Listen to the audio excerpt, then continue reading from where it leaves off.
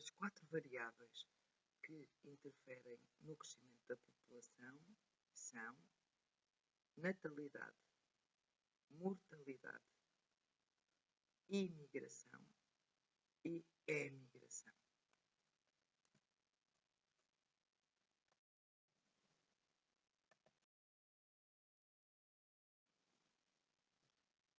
A diferença entre a natalidade e a mortalidade dá-se o nome de crescimento natural ou saldo fisiológico. Essas causas são demográficas.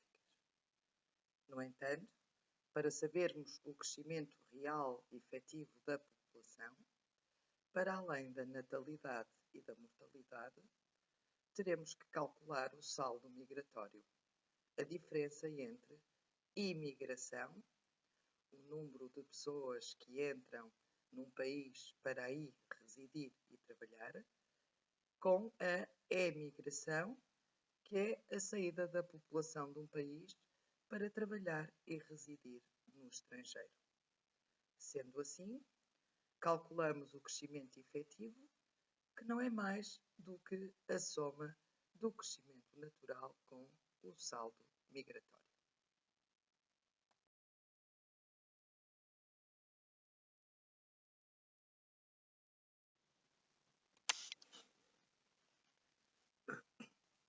Então, para comparar dados, nós teremos que o fazer a partir de taxas. E as taxas que nós precisamos para comparar valores entre países são a taxa de natalidade, a taxa de mortalidade, a taxa de mortalidade infantil e ainda a taxa de crescimento natural. No quadro do lado direito tem as fórmulas que aprendemos na aula e o símbolo, nunca se esqueçam, chama-se permilagem, uma vez que o resultado final irá ser sempre dado por cada 1000 habitantes.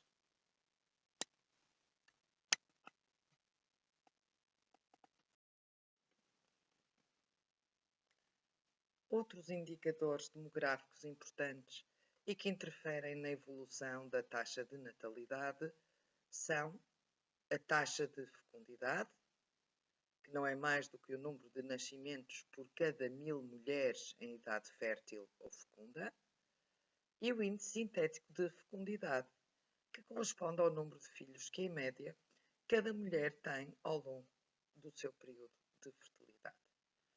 Isto significa que, para que as gerações se possam renovar, e havendo um pai e uma mãe em casa, terá que haver pelo menos 2,1 filhos por casal para que essa geração seja reposta.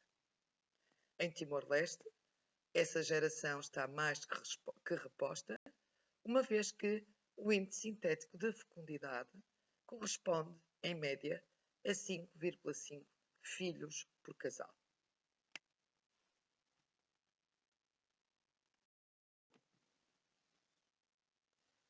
Este gráfico mostra os diferentes ritmos de crescimento da evolução da população mundial. Conseguem facilmente ver que, durante muitos séculos, a população cresceu de uma forma muitíssimo lenta e esse período, que vai até 1750, foi chamado o regime demográfico primitivo. De 1750 a 1950, conseguimos perceber que a população cresceu de uma forma muito mais rápida e esse período foi chamado a Revolução Demográfica. A partir de 1950, verifica-se aquilo que se chamou uma explosão demográfica, uma vez que a população conseguia duplicar num curto espaço de tempo. Isso significa que o crescimento foi acelerado.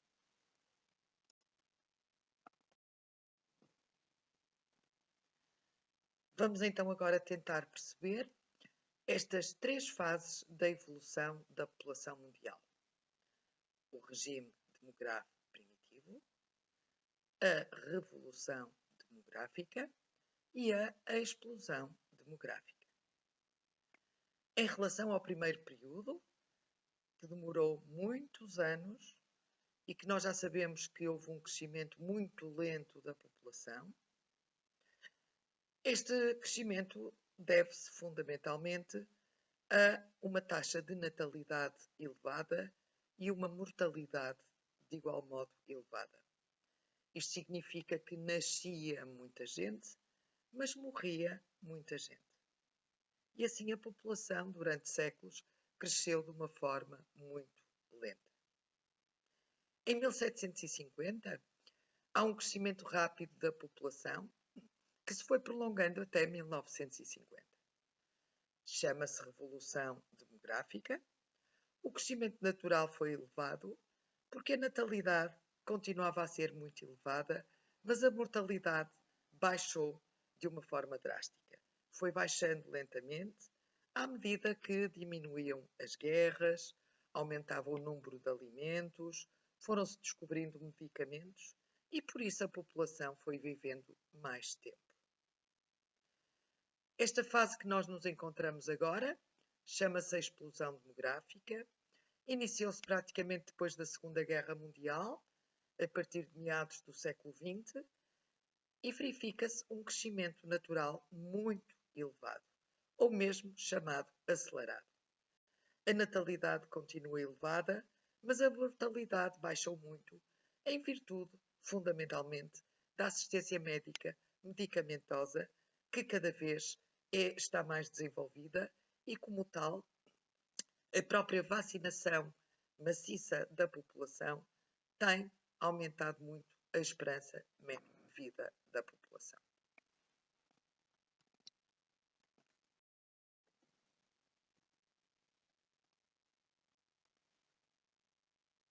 Assim, para concluirmos estas fases da evolução da população mundial, eu gostava de vos dizer então que o regime demográfico primitivo que durou séculos havia muitos nascimentos, mas também havia muitas mortes, devido às guerras, às fomes, a epidemias, às más condições de vida da população e ainda ao fraco desenvolvimento da medicina, uma vez que ainda não havia um grande número de medicamentos, nem preventivos nem curativos.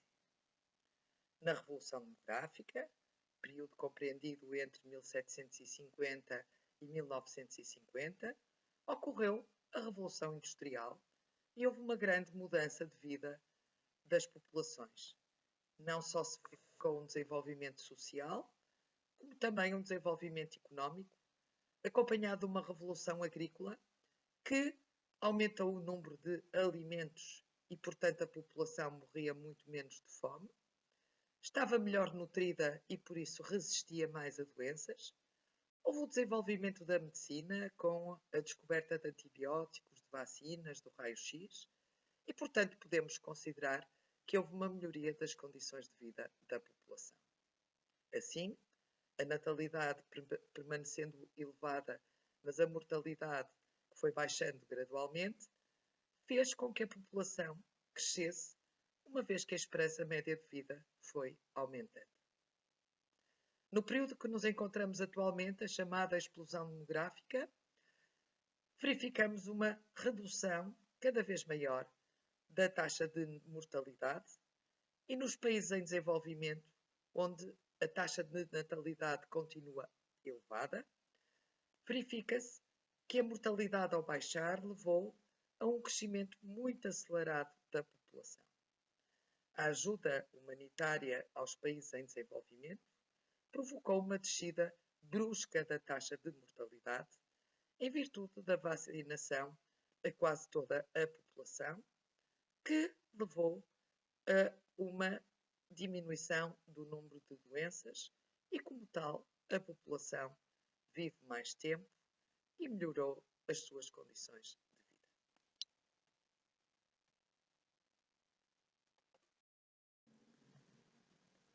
Neste slide, nós conseguimos perceber o crescimento da população nos países desenvolvidos e em desenvolvimento.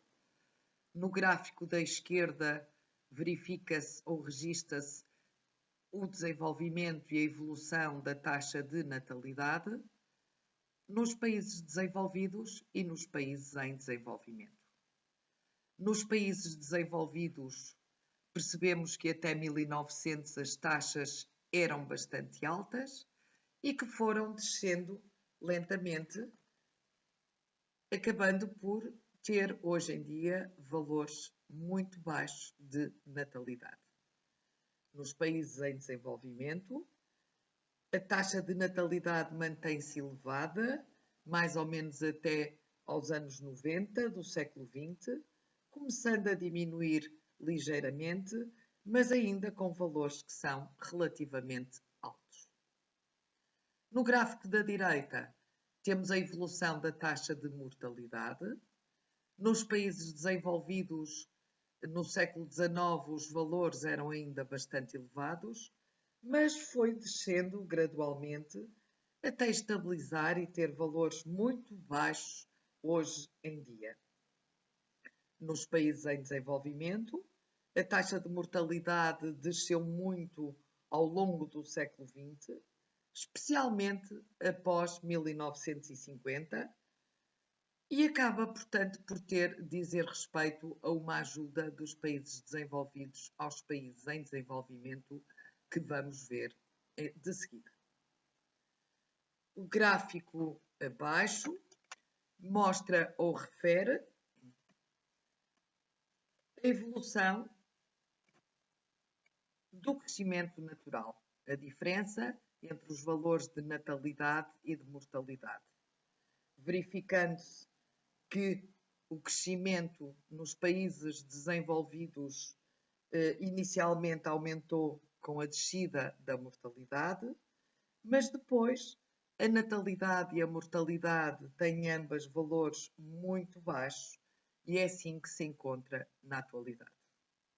Contrariamente, nos países em desenvolvimento, a partir da metade do século XX, a taxa de crescimento natural começou a aumentar, atingindo os valores mais elevados de todos, com uma tendência ligeiramente decrescente, mas tendo ainda valores muito elevados. O que significa que são os países em desenvolvimento que hoje em dia são responsáveis pela atual explosão demográfica e pelo crescimento bastante acelerado da população.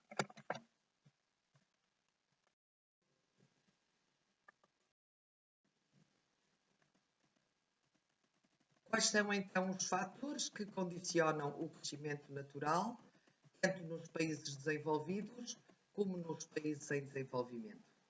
O atual crescimento lento da população nos países desenvolvidos deve-se à menor taxa de natalidade e à taxa de mortalidade reduzida. As taxas de natalidade baixas dos países desenvolvidos têm a ver com o acesso ao planeamento familiar, à emancipação da mulher e a sua entrada no mercado de trabalho, à escolaridade obrigatória, à proibição do trabalho infantil, ao custo elevado das habitações, à menor influência da religião e o facto de cada vez se casar mais tarde. A taxa de mortalidade é reduzida devido aos avanços da medicina, à melhoria dos hábitos de higiene, haver quantidade mais e melhor alimentação, em suma, melhores condições de vida. Nos países em desenvolvimento, países responsáveis pelo crescimento atual elevado da população, período que se chama explosão demográfica, a taxa de natalidade continua elevada devido à ausência do planeamento familiar, da grande influência da religião, do facto de ter filhos a ser sinal de prosperidade, a mãe é mulher e dona de casa, os filhos são mão de obra gratuita, os jovens casam muito cedo e a própria pobreza permite ou leva a que haja taxas de natalidade muito elevadas. A taxa de mortalidade começou a descer fundamentalmente depois dos anos 50, de 1950, devido à ajuda humanitária, onde se verificaram campanhas de vacinação, assistência médica e medicamentosa aos países em desenvolvimento. O que distingue então um país desenvolvido de um país em desenvolvimento? Um país desenvolvido apresenta as seguintes características demográficas: taxas de natalidade e de mortalidade reduzida, elevada esperança média de vida, uma grande percentagem de população que trabalha no setor do comércio e dos serviços, um elevado nível de instrução e qualificação da população, e hoje verifica-se um grande envelhecimento demográfico. A maioria da população vive ou habita em cidades e por isso a taxa de urbanização é elevada. Nos países em desenvolvimento, a taxa de natalidade permanece elevada, há ainda uma elevada taxa de mortalidade infantil, há uma baixa esperança média de vida da população, grande parte da população é jovem, há uma grande percentagem de adultos analfabetos e grande parte da população, se não a maioria, trabalha no setor de atividade primário, ou seja, em atividades ligadas à exploração direta do solo, como é a agricultura, a pesca, a exploração mineira, a apicultura e a silvicultura. Quanto ao desenvolvimento económico, os países desenvolvidos são bastante industrializados e terceirizados, com grande variedade de comércio e de serviços. O nível de vida é elevado. Nos países em desenvolvimento, contrariamente, os países são predominantemente agrícolas e a pobreza afeta uma grande maioria da população. Por isso, o nível de vida é bastante baixo. Ao compararmos estes países, não podemos deixar de falar em três noções e conceitos importantes no desenvolvimento e nos países em vias de desenvolvimento.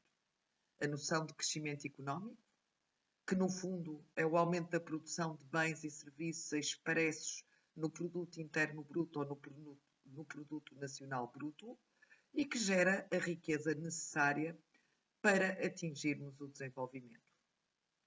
Entendemos por desenvolvimento a capacidade de uma sociedade de satisfazer as suas necessidades básicas, seja ter um emprego, ter uma casa, ter alimentação, ter educação, ter saúde.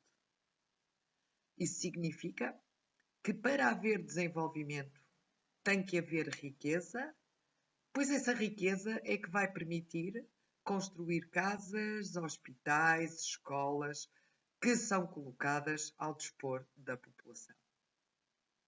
Hoje em dia, o desenvolvimento vai mais longe, este conceito de desenvolvimento vai mais longe, passando a haver aquilo que se chama o desenvolvimento sustentável, que é a capacidade de uma sociedade satisfazer as suas necessidades básicas, mas também não esquecer as necessidades básicas das gerações futuras, preservando assim os recursos naturais e o ambiente. Só assim se consegue a sustentabilidade do meio.